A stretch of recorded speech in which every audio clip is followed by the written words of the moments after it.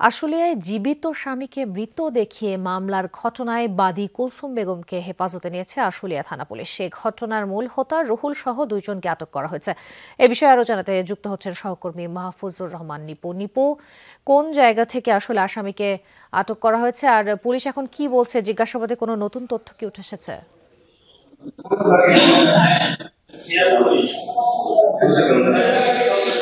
দেখুন, আসলে পুলিশ যেটা বলছে যে কুলসুমকে কক্সবাজারের একটি বাসা থেকে উদ্ধার করা হয়েছে এবং সে কিন্তু এখন আশুলিয়া থানায় পুলিশ হেফাজতে রয়েছে। আর এই ঘটনার সঙ্গে যারা জড়িত, অর্থাৎ এই মিথ্যা মামলা তৈরির ক্ষেত্রে যারা জড়িত, তাদের দুজনকে কিন্তু পুলিশ এর মধ্যে আটক করেছে। আমরা কুলসুমের সাথে একটু সরাসরি কথা বলতে চাই। একটু যদি আপনার সাথে কথা বলতে চাই, আপনি তো কোথা থেকে আপনাকে পুলিশ এখানে এনেছে? কক্সবাজার থেকে। আপনি এই মামলাটি কেন করেছিলেন? আমাকে এই মামলাটা ব্ল্যাকমেল করে এবং চাকরির প্রবণতা দেখায় করানো হয়েছে, ব্ল্যাকমেল করে করানো হয়েছে। কারা কি ধরনের ব্ল্যাকমেল করতে চেয়েছিল?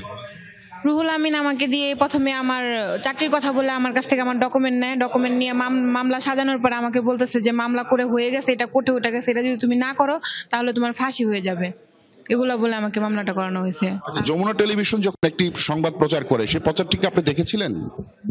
তখন দেখি নাই, কিন্তু পরে দেখছি। পরে কি বলেছিল রুহুল আমিন? তখন সে আমাকে বলে যে ওনারা তোর নামে এরকম মামলা করছে, তাহলে যমুনা টিভির নামে একটা মামলা দিয়ে দিবি। তো এখন কি অবস্থা? আপনি এখন কি নিরাপত্তাহীনতা ভুগছেন কিনা, বা কি কারণে, কত স্বার্থে কি? জি, আমি এখন নিরাপদ স্বার্থে ভুগতেছি। আমার আসলে শুনছিলেন যে আসলে এই কুলসুম বেগম কিন্তু আশুলিয়া থানায় আদালতে একটি মামলা দায়ের করেছিলেন 130 জনের বিরুদ্ধে, বৈষম্য বিরোধী ছাত্র আন্দোলনে যখন একের পর এক হয়েছিল, নিজের স্বামীকে মৃত দেখিয়ে কিন্তু একটি মামলা করেছিলেন 130 জনের বিরুদ্ধে। তার তখনই কিন্তু যমুনা টেলিভিশন অনুসন্ধান করে কিন্তু সিলেট থেকে তার যে জীবিত স্বামী যে জীবিত রয়েছে সেই বিষয়টি উদ্ঘাটন।